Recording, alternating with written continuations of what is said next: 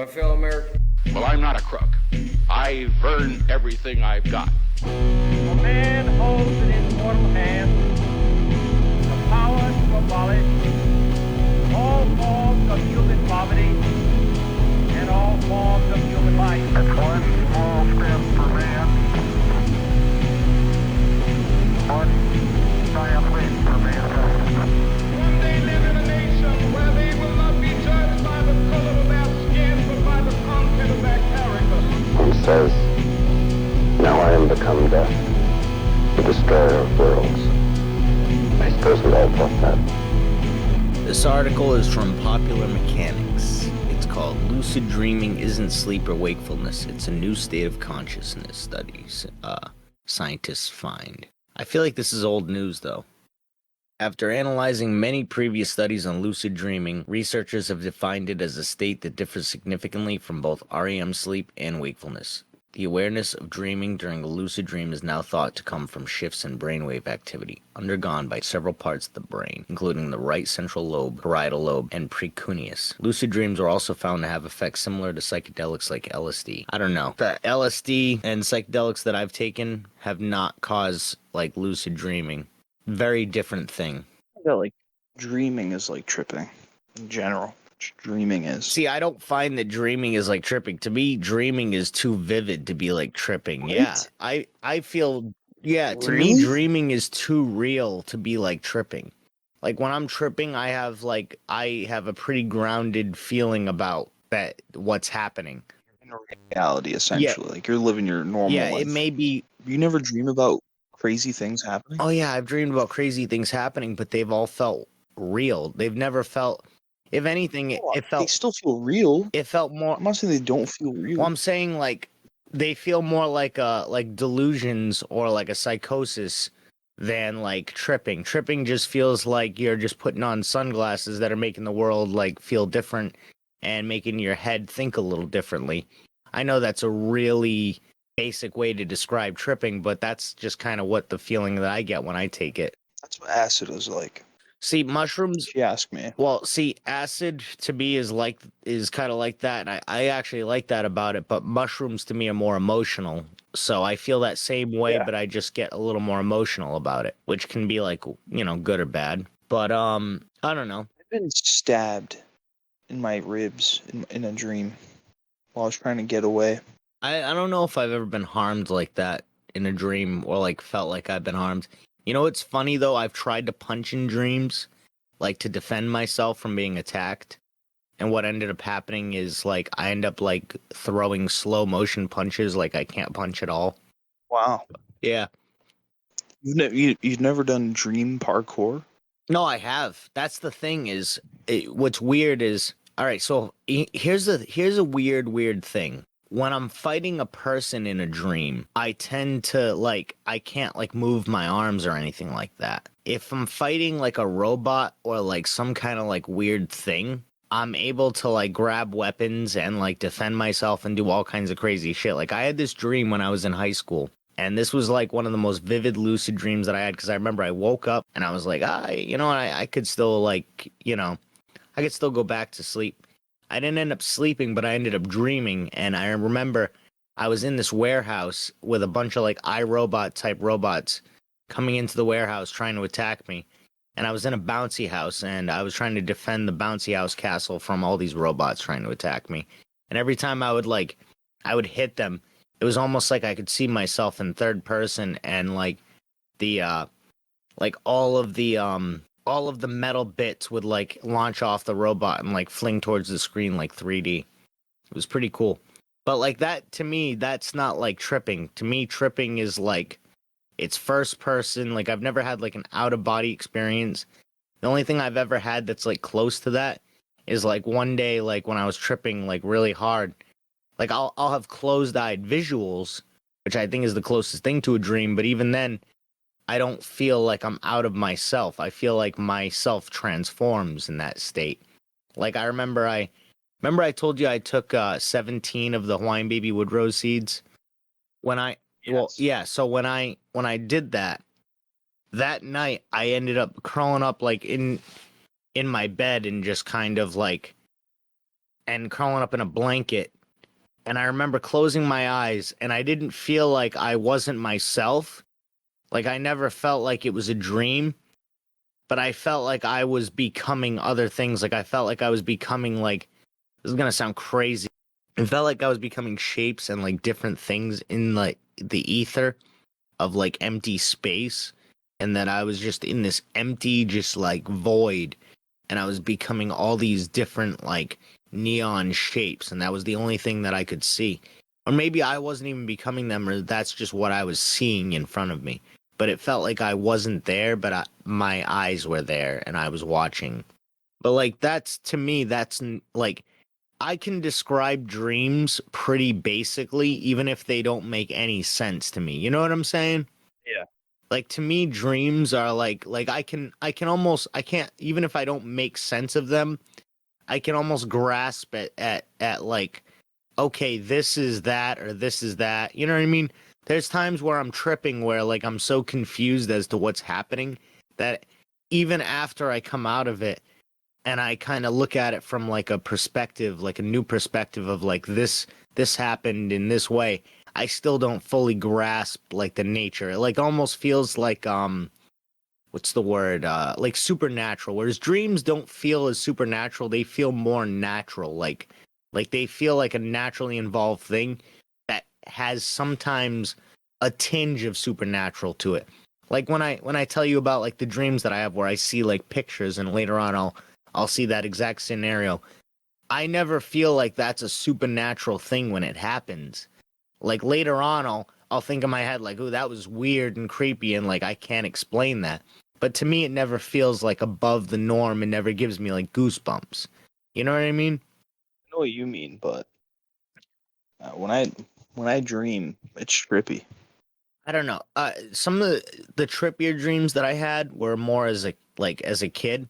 I feel like from, like, maybe middle school and high school up, like, to now, I feel like my dreams are way more, like, realistic and more like more grounded, so to speak. Like, all the dreams that I can remember from, like from the past 10 to 15 years were way more, like, realistic and, like more grounded. Like, I remember I had this dream in high school about somebody that I was buying weed off of, and he contracted me to, like, go be a cat burglar and, like, do a diamond heist or something like that somewhere. And I did, like, the whole Mission Impossible, like, grappling down, like, and did, like, a diamond heist in my dream. And I remember I woke up. Iron Field mission with some guy from your past. Oh, I have no idea, but that's the thing, is I didn't even play Skyrim at this time. This was, like, 14 years ago. There wasn't even a guy in my past. It was a guy that I knew at the time that I bought weed off of. You know what I mean? Like, it was just a random thing that happened. There was another dream that I had where I had to catch the bus, so I rode my bike, like, 30 miles an hour and was able to catch up to the bus. Like, weird little shit like that is, like, the dreams that I used to have. But, like, when I was a kid, like, when I was a really young kid, especially when I lived at a certain house, when I lived at a certain place that actually had, like, a cemetery behind it, I would have really weird dreams. I don't even know if that was correlated with living in, like, the cemetery, but, like, when I started living in, like, later on in my other houses, I never had as weird of dreams as when I lived in this one. Like, I remember I had this reoccurring dream. I feel like I've told you about this, or maybe I haven't, but this is, like, something I don't really tell that many people because it was just really weird. But I had this reoccurring dream as a kid in this house, and I never really had it. I think I had it when I lived in that tropical place I told you about, like, a year later, but I didn't really have it much, like, after that. But when I was living in this house, I had this reoccurring dream that I was running through, like, a really dead forest, like a brushy, dead forest. All the trees were, like, dead. It was nighttime, and I was running through, and it was, like, it was strangely bright. Everything was, like, brightly lit as I was running through the forest and, like, getting to the end of the dead forest. And it was this open field with a really, really huge TV, like an old tube TV that was just flashing like a static image, like when you turn to like the channel that doesn't have anything on it and it's just is just static. That's just what was, and I would just get there and I would just stare at this like TV and it would just make me feel so like uncomfortable and freak me out. Scrying, dude. What is it? You were scrying. Is that what that was supposed to be? Because I would have this same kind of dream, but a lot of the time I would have like werewolves and dinosaurs in it. But like most of the time it was just me running through the forest and then coming to this like giant like TV screen with like the static. That was like the most often like interpretation of it, or like what would happen. You think that was a scrying situation? I don't know. I was gonna say, because I feel like the static thing wouldn't be a scrying thing. A dream about static on a TV might represent feelings of emptiness, disconnection, or a lack of clarity.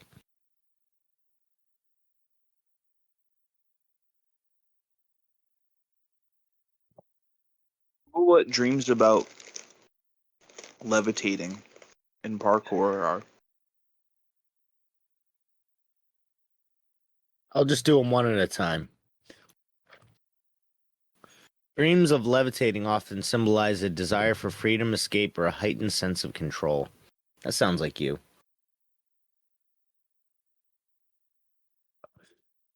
Meanwhile, I'm running away from terror, and like in Mission Impossible movies, you're flying around and like, yeah, this is cool. I told you I had a dream where I got stabbed in the ribs, so I was trying to run away. Yeah, I don't. You know what's funny is I did have a dream once that I got shot in the head. That was the only dream that I ever like had that was crazy like that, and it was like kind of like, remember Off the Air when? Do you know what I'm talking about with an Adult Swim? I go off the air. From Adult Swim. Yeah. So you remember how like things would like form like weird JPEGs and shit, and reality would like shift around when they would like transform pictures? That's kind of what happened when I got shot in the head, and then I woke up. So hopefully that doesn't happen.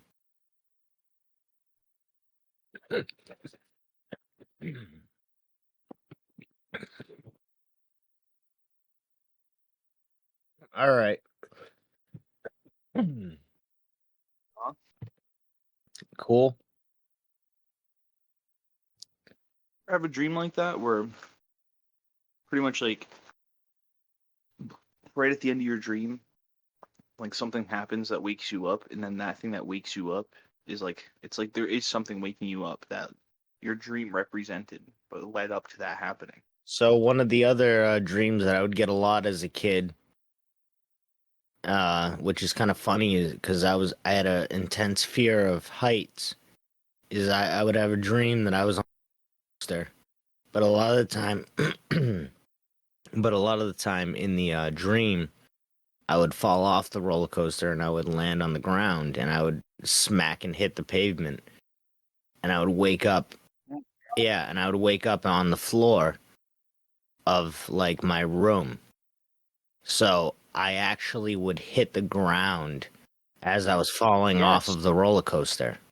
Yes. Yeah. I've had dreams like that too, but like I'm laying in my bed. It's more like I just have a falling feeling and I like wake up in my bed like I just fell. Yeah. I would specifically have it with a roller coaster. I don't know why. Nothing else. Like maybe like skydiving, maybe, but I don't ever remember having many skydiving dreams, if any. Like you said, when I was like really young, when I was younger, I used to have dreams of falling a lot. And I would just be falling from like space. Like I'd just be falling from so high up. Mm. And it'd be really scary at first, but like the closer I got to the earth to landing, I realized how slow I was going. And I would just like really start to enjoy it and looking at everything. I'm like looking at everything around me until I land right on like my front lawn. And I just like very slowly land there, and I would like wake up immediately after. Kind of like you ever played the GTA storyline? Yeah, you remember when he gets abducted by aliens and he's flying through like the air, and he's that really good song plays. Kind of light.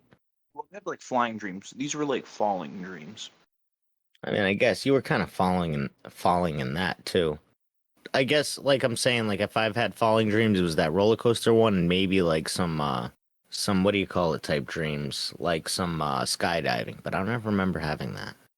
I don't ever remember having bungee dreams either, which makes it weird that I had a roller coaster dream because I would not be on a roller coaster or any of those other things. Yeah, it's a big fear. I have a fear of heights.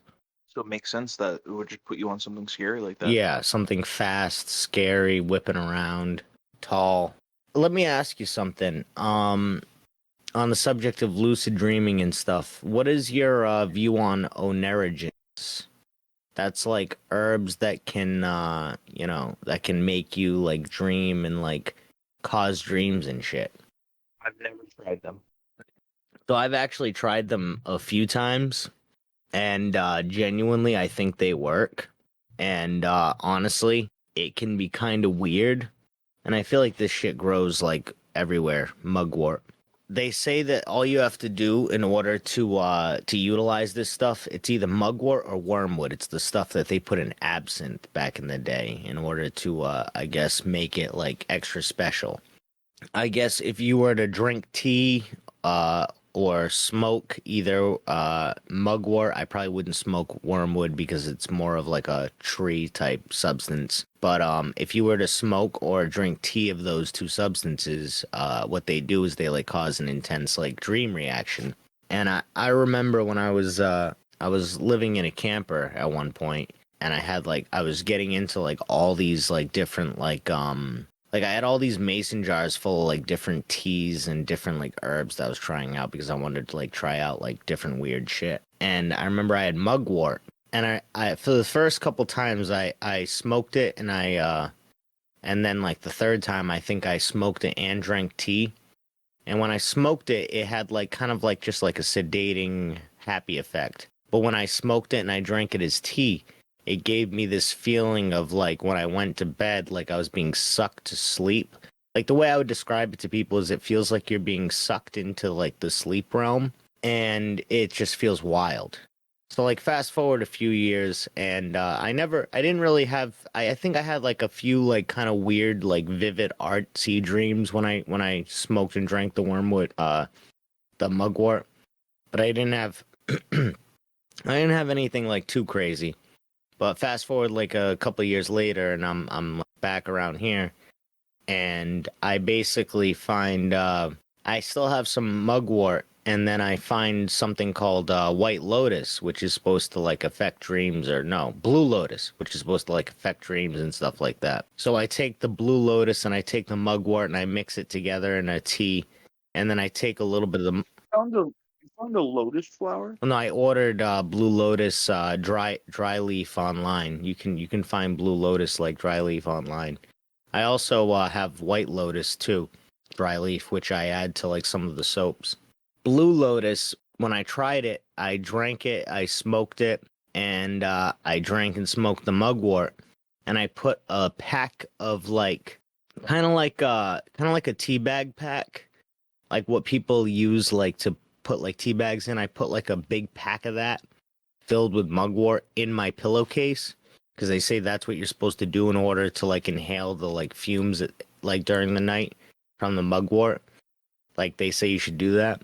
And so I had this dream that night, right? Where I went to this farm next to my house and I found this cat in a really stormy day, like a little kitten laying in a puddle. And I picked it up and I took it home. And lo and behold, I don't know if you remember, but like the cat I used to have, that was the spot that I found that cat later on after I had that dream on a really stormy day. Actually, it was October 30th. True story. But yeah, when I had that cat, that was kind of weird because it was almost like a foreshadow to like that. It was almost like a prophecy. And they say that like mugwort and all these things can like cause like prophecies and shit. Like they say Oneirogens specifically can let you see into the future. Oneirogen herbs. You need to, instead of making soaps, why aren't you making like Herb blends. I to used to do that, induce dude. prophecy.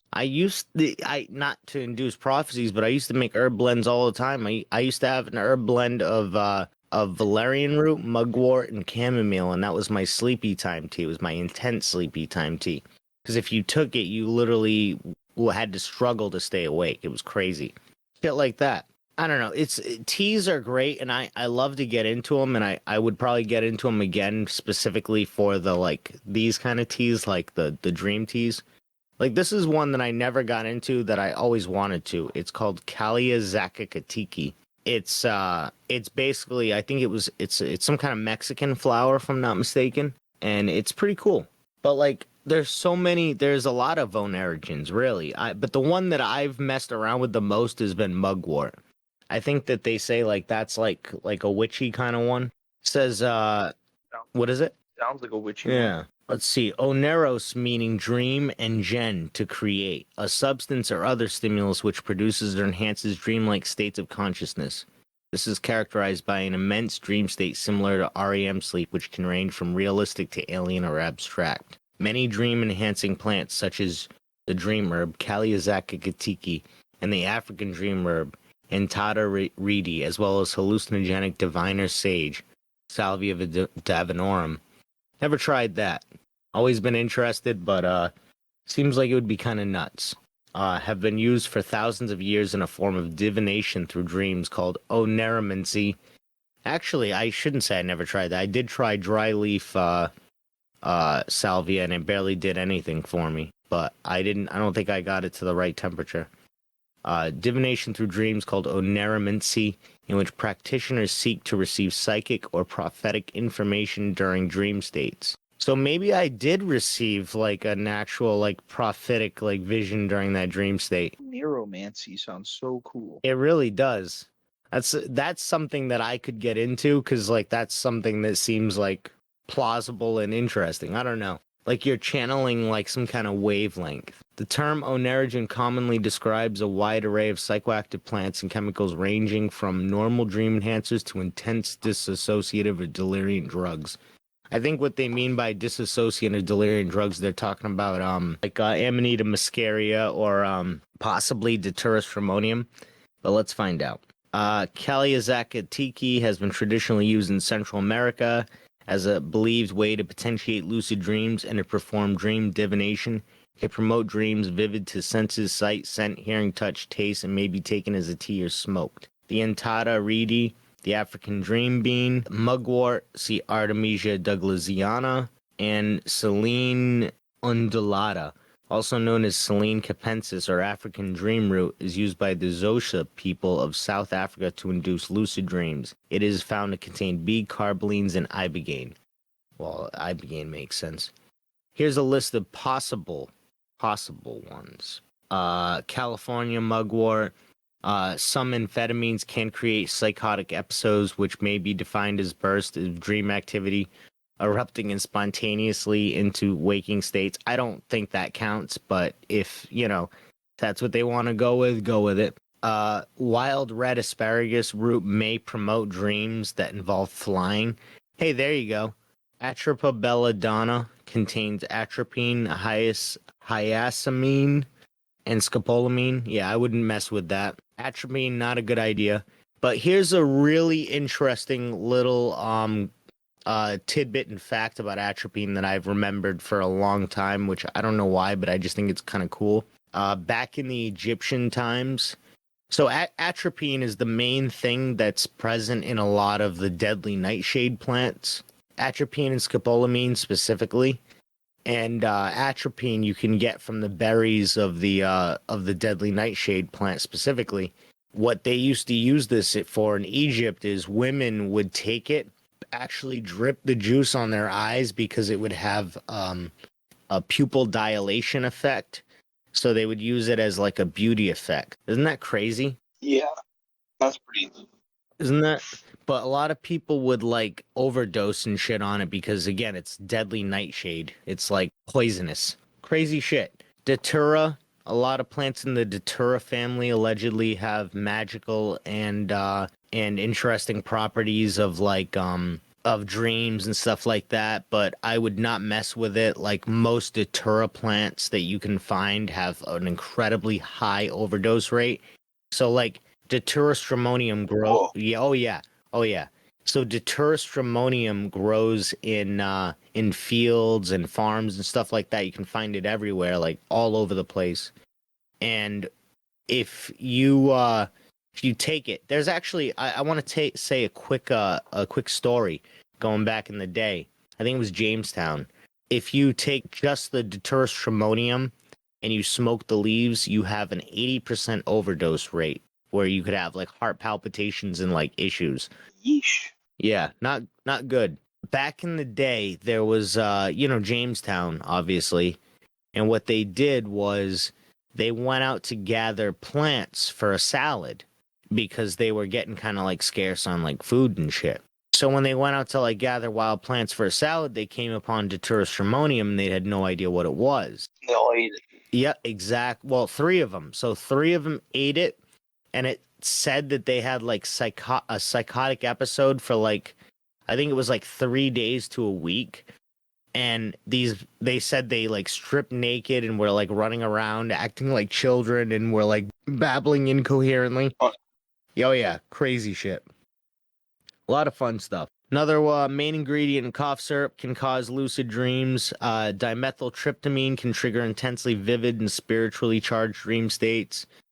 I'm just gonna call it Benadryl, can invoke an intense hypnagogic REM like microsleep, often indifferentiable from reality. Diphenhydramine. That was Benadryl. I finally said it right. Galantamine was shown to increase lucid dreaming by 27% at 4 milligrams and 42% at 8 milligrams. That's crazy. Galanthus, an alkaloid in the plant believed to increase concentration of acetylcholine, a neurotransmitter that plays a very active role in dreaming. There's actually a lot of plants that affect the acetylcholine receptors. Harmaline, hyoscine, ibogaine apparently can cause dreams, which, if anybody isn't aware, ibogaine's an incredibly famous plant that people actually, you can get it from the iboga root. And, or I should say ibogaine's the drug or alkaloid, and you can get it from the iboga root. And what the iboga root is, people will go to like Africa to actually take this root and experience this like trip. Sometimes I think it lasts for like 24 hours, but it's like this crazy hellish experience.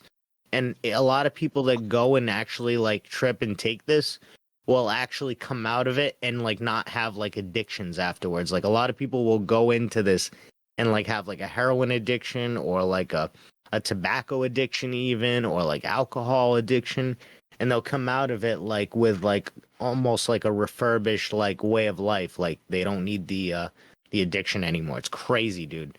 So Ix Gaiusa can promote vivid dreams and aids in dream recollection. Melatonin ramelation, never heard of that one, may cause vivid dreams as a side effect. I don't like melatonin personally. Mirtazapine, paroxetine, and varenicline often cause vivid dreams. MMDA, mucimol, and other GABA receptor agonists. Mucimol is, I think, I think that comes from Amanita muscaria. Nutmeg in commonly used amounts, myrcene and elemicin can increase vividness of dreams. Now, have you ever heard of the nutmeg challenge? And why would anyone do that also?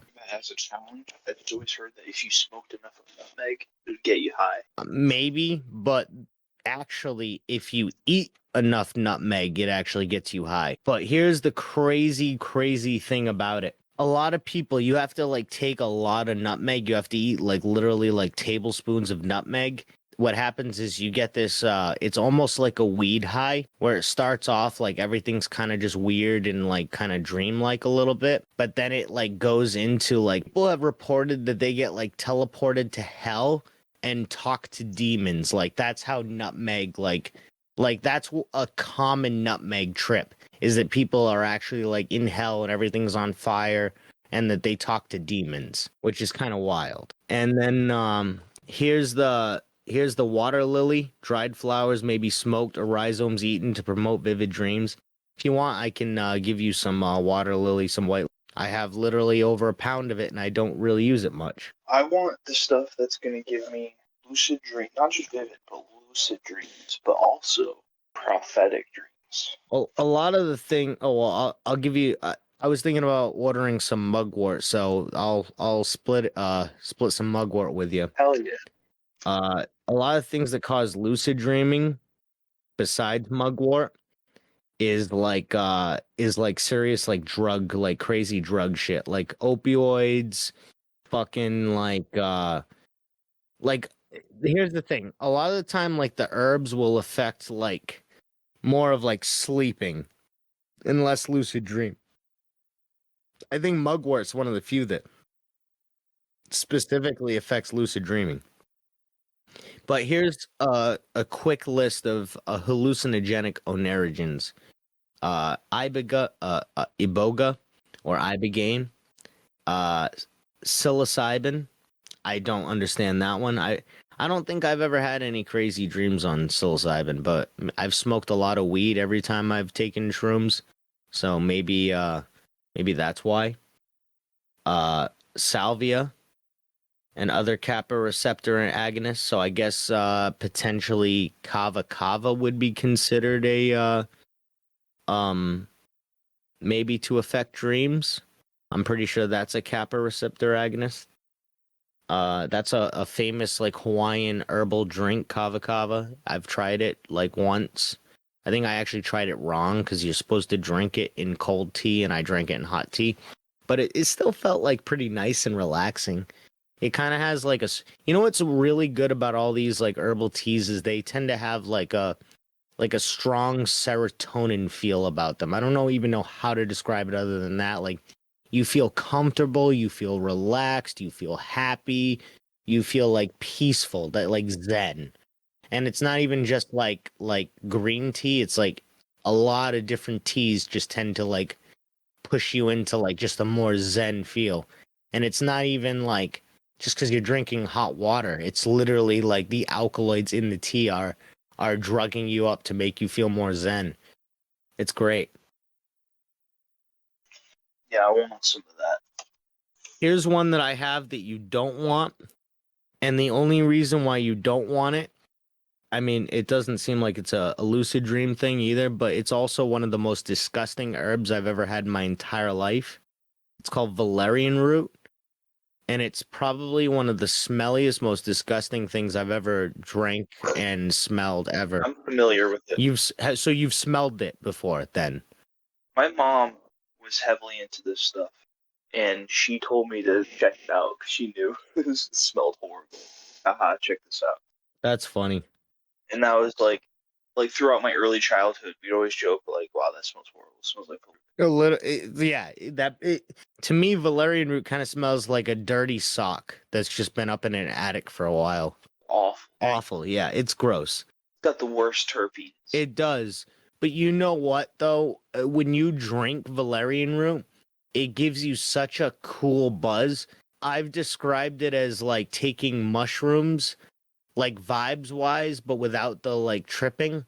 So you feel like almost like more emotional and more like of like a like in your like feels and like I don't know. It's got I would describe it as almost having like its own kind of aura, if that makes sense. Every time I've taken valerian root, it has like a vibe about it where it almost like whenever I take mushrooms, things almost feel like sci-fi. Valerian root feels like almost like a mystical sci-fi feeling. I don't even know how you get that from something that doesn't even really cause like a visual change, but like it's vibes, man. You feel like a weird vibe off of it. Well, you said something. You said you had like a mix of valerian root, mugwort, and some other stuff, and it made you feel real crazy. Oh, good. No, well, it was an intense sleepy mix. So here's the thing: chamomile actually contains it contains something that affects the benzodiazepam receptor. I forget what the actual name of the alkaloid is, but it's the main alkaloid that gets you like relaxed in chamomile. And what it tends to do is it relaxes you a little bit, but then you got valerian root. From what I understand, a lot of people say valerian root affects them like a benzo, but it also causes like a lot of like vivid dreams and like crazy like hallucinatory dreams. So what I did was I took that one and I took the chamomile, which would both kind of put you out on their own, and I threw in the mugwort into it, and it just had this crazy intense dream factor. I didn't even really use them that much. I might not even have them right now. I might have gotten rid of them recently, but I could make that easily again. It's literally all I did was fill up shit. Would this tea have the same effect if I just poured it into a milkshake? No, you'd have to heat it up first. You'd have to extract the alkaloids and then take that extracted mix and put it into a milkshake. That's what I'm saying. Like, make the tea and then just pour the tea in the milkshake. Yeah. No, you can do that. So what? I can make like a smoothie and just put my tea in a smoothie? Yeah, I would say you're better off just using it as tea though, because they say it's more effective as hot tea because the alkaloids are more like the alkaloids will oxidize and degrade as the, you know what I mean, the time kind of goes on. What can I do to make this taste better and still work? What can I do to make this taste better and still work? Honestly, what I would do is just stick to wormwood and mugwort. That's what I would do. Or you know what? I'm gonna get a few different ones, and I'm gonna make my own like dream tea mix, and I'll give it to you to try. Prophecy mix. Yeah, the prophecy mix, because I'm interested in doing it again. Honestly, I'll get like literally like a little bit of like each one that I know causes like dreams. Are you allergic to anything? Not that I know of. Yeah, that's the spirit.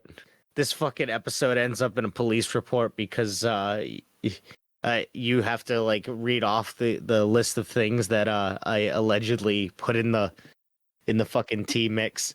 Well, sir, there's something called Kalia Zakakatiki. Oh, maybe it's Zatichi, actually. It I guess it promotes dreams. Same with this African dream root. My buddy told me it would help, and mugwort too. He said it's like some kind of magical shit. I don't know. There's something called the purple heart herb in it. Where do you see that? Is that in there? That's the herb from Wakanda. Where do you see that? I don't see that. No, that's the dude from. It's not real. I know, but I'm saying like, oh, are you making a joke right now, or I thought you made it sound like you were reading it off of the computer. You're like, oh, they got the purple. Did I just fuck it up? I just fucked up that joke. I'm sorry. The purple heart herb. I was like, for a second, I was like, fuck. Did this list get really fucking off? Celine Undulata. I wonder if the African dream root is like where they got the basis for the stuff they do with the purple heart. Black Panther. I don't know. I've always been fascinated by the African dream root. I've always wanted to try it. Oh, look at that. African dream root. You can buy it on Etsy for $7.46. Not a sponsor. Let's see. What's some stuff we can find around us and pick? Well, mugwort I think grows like everywhere around here, but I would rather just buy it to know that it's not like that. Yeah. If you want to find something that I can help you find, a lot of is sassafras. But what that does is it causes like a light MDMA effect. Apparently, it makes you real happy and it tastes like root beer. Sounds nice. Yeah. Research I love root beer too, honestly. Research suggests that vivid or lucid dreaming-inducing properties of African dream root come from compounds called saponins that are present in the root. There you go. You need some African dream root. All right, so Kaliazaka tiki, that's the one that I've heard a lot about. Calia ternifolia, a species of flowering plant in the aster family, Asteraceae. It is native to Mexico and Central America. English language common names include bittergrass, Mexican calia, and dream herb. The Chontal people of Oaxaca reportedly used the plant known locally as Tlapelicano. During divination, isolated reports describe rituals that involve smoking a plant believed to be this species' drinking it as a tea, and placing it under a pillow to induce divinatory or lucid dreams due to its properties as an oneirogen. Zacatichi, the former species name, is a Hispanicized form of the Nahuatl word Zacalachiqui, or Zacalachichi, meaning bitter grass. Users take the plant to help them remember their dreams. Known side effects include nausea and vomiting, relating taste and mild to severe allergic reaction. See, that's the thing with all these is you have to keep in mind that you could have an allergic reaction. So you have to understand, like, that's always a risk when trying new things like this. Try maybe not have like a huge super blend and maybe try them one at a time. Well, that's what I was thinking too. Honestly, I would try like mugwort. One, I have that. And two, if you try that, you'll know that you can try mugwort, sage, or wormwood and use those as like divination or whatever because they all contain thujone, which is the active chemical of it. Actually, I want to look up mugwort real quick. Mugwort to me was always really fascinating. That's probably why it's the one that I went with to get. It's found in a lot of places. I think it's even found like literally outside in the garden.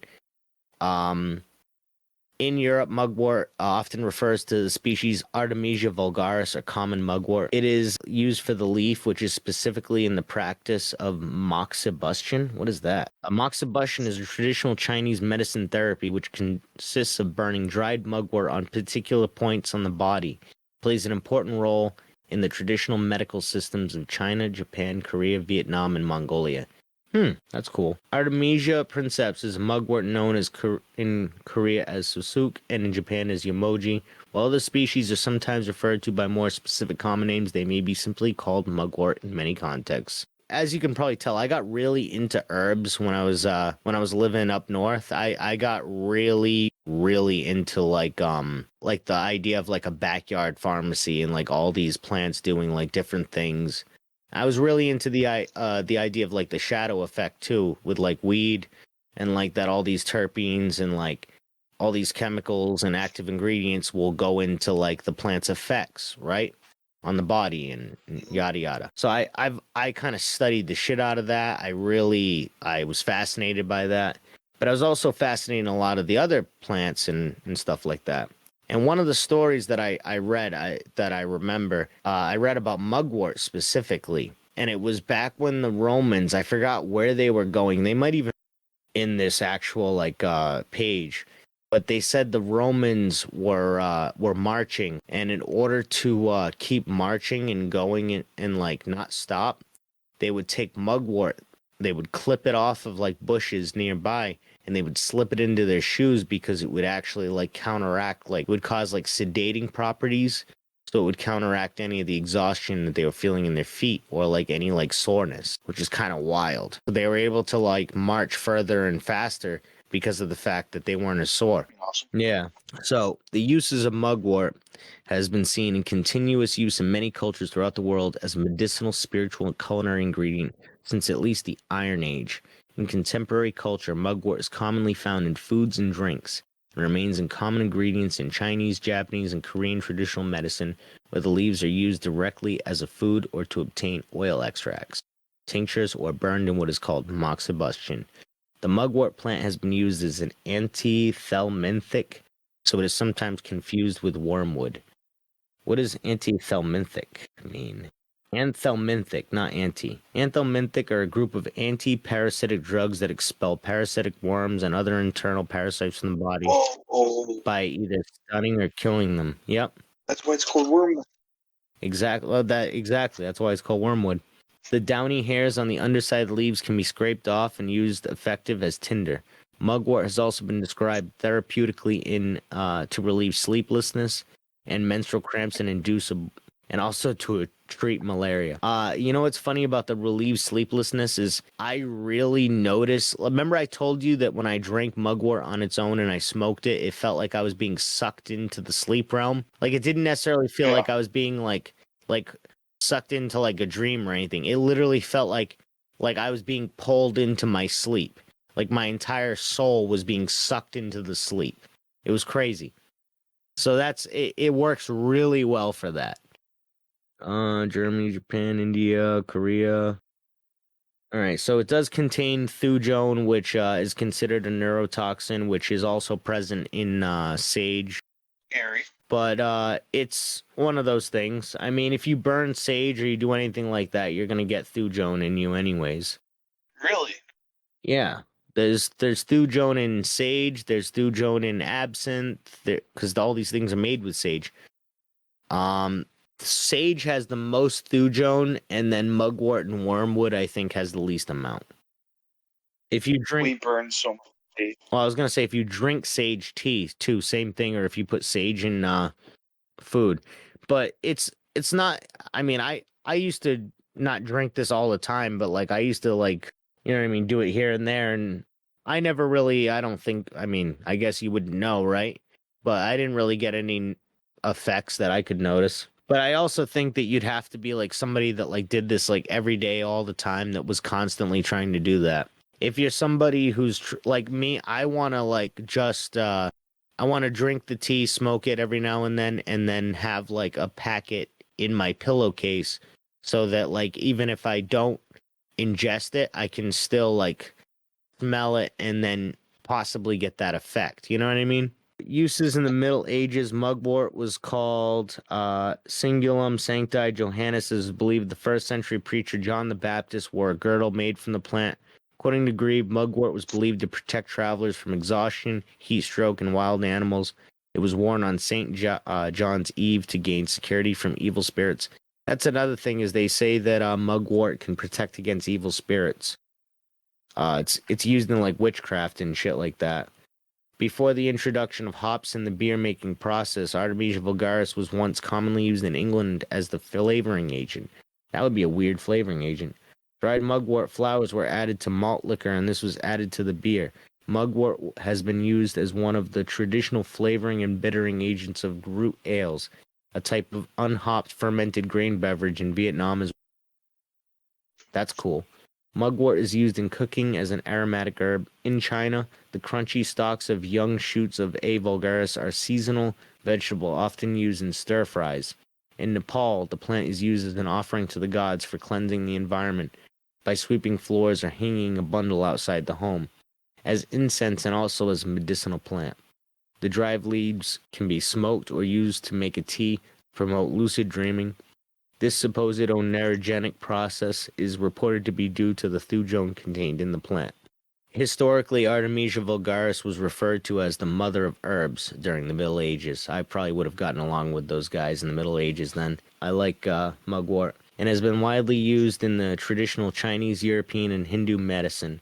It supposedly possesses a wide range of pharmacological uses, including anti-cancer, anti-inflammatory, antioxidant, hepatoprotective, antispasmolytic, anti-nociceptive, antibacterial, anti-hypertensive, anti-hyperlipidemic, and antifungal properties. It also houses a variety of phytochemicals which are responsible for its pharmacological properties. The phytochemicals belong to classes including flavonoids, essential oils, phenolic acids, coumarins, sterols, carotenoids, vitamins, and sesquiterpene lactones, among many others. Examples of the phytochemicals include vulgarin, artemisarin, scopolamine, camphene, camphor, saponine, and some other derivatives of quercetin and camphorol. The only thing I knew in there was quercetin and camphor and camphene. That's it. Yeah, I would be down to do a study, be the test subject, just start trying to have crazy lucid dreams. Yeah, I'd be down for that. I'd be down to like to get some like I was thinking about honestly like with the soap thing, because here's the thing about like making soap and shea butter and stuff like that. I read a lot of like witches and stuff like that back in the day when I used to like read about a lot of this stuff.